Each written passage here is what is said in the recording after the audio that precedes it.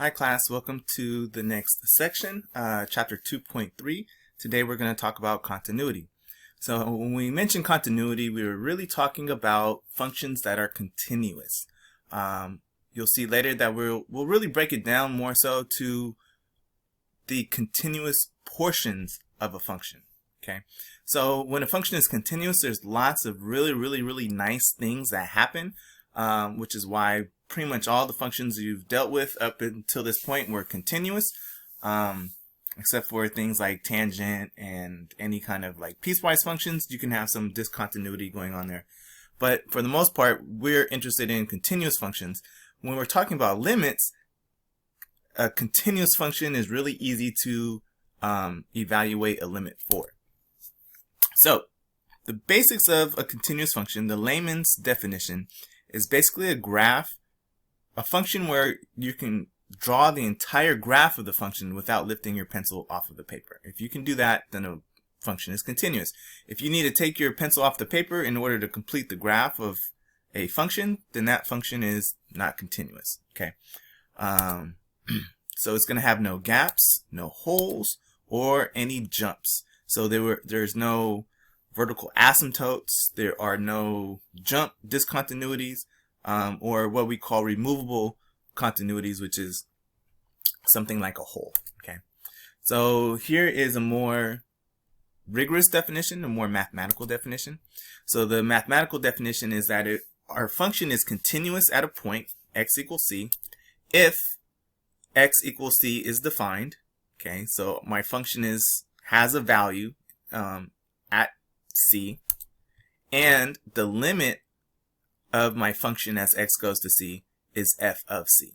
So this last portion here is really important for us. Basically what it's saying is that if my function is continuous and I want to evaluate the limit of my function at a point, all I have to do is plug that point into my function. So we actually saw that in the last section when we were going over polynomials. I had us take a polynomial and we broke it down into each of the properties of limits that was contained in there, right? Pulling out the constant value, the power rule, looking at it as an addition or subtraction of separate functions, things like that. And then we were able to just use those rules to just plug in the value that we're taking the limit at. So the reason that we're able to do that is because a polynomial is continuous. That's the first one that we're going to have here for an example. Okay, so we're really interested in the functions that are continuous.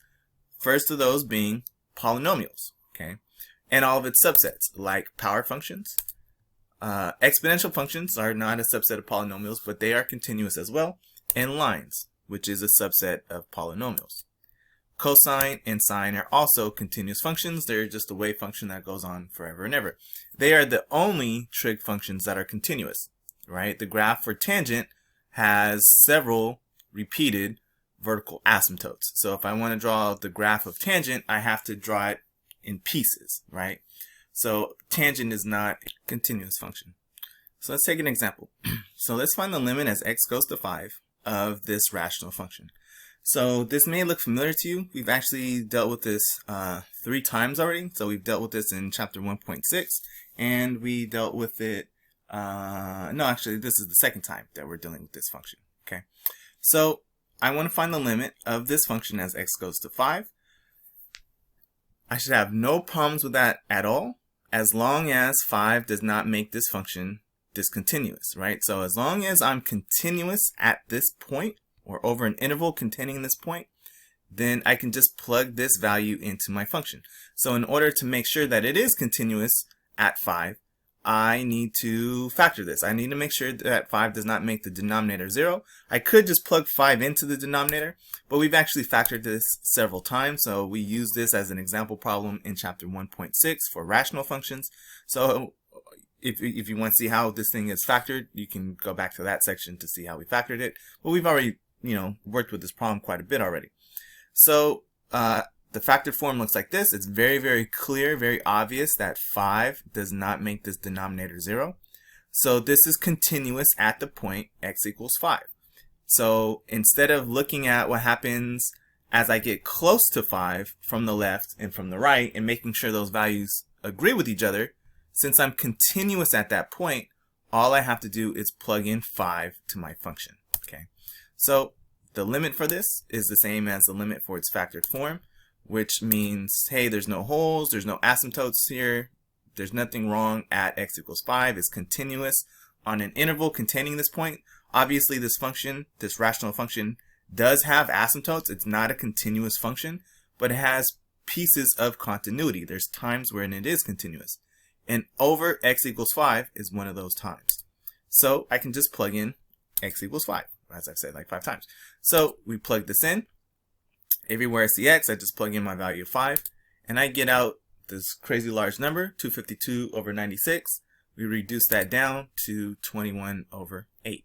So the limit of my function, which we have here, okay, if you look at 5, this is continuous at x equals 5. So the limit from the left and the limit from the right both go to the same point because it's a continuous line. Now, there is a moment where I'm not continuous, right, which is this asymptote and this hole, right? So there's two pieces of discontinuity, an asymptote and a hole.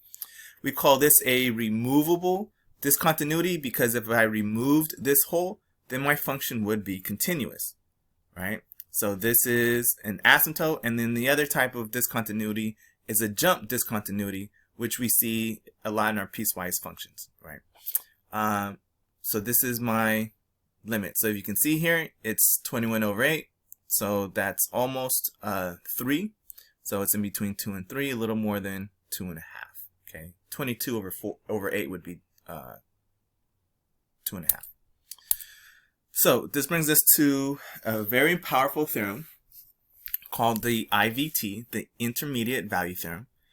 The intermediate value theorem basically says that if you're continuous over an interval, and that interval is closed, and you look at the bounds, the output of the bounds, right? So we have a function over this interval.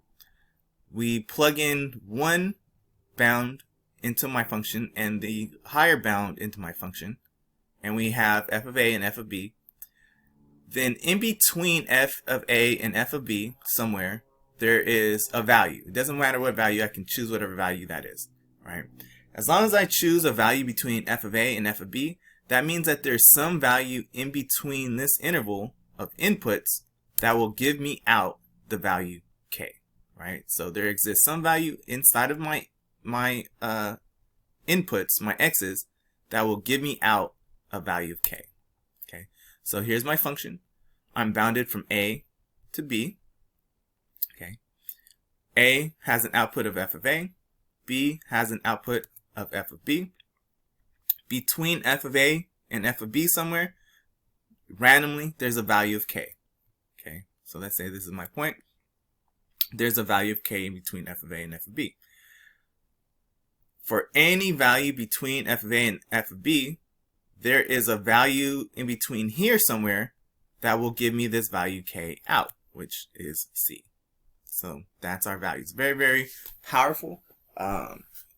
We use it a lot in proofs when we're writing proofs in calculus. So you'll have a couple of problems in here, not proof problems, but just problems where we're like, hey, here's a function, exists from here to here. What value between this interval will give you out 5 or something like that.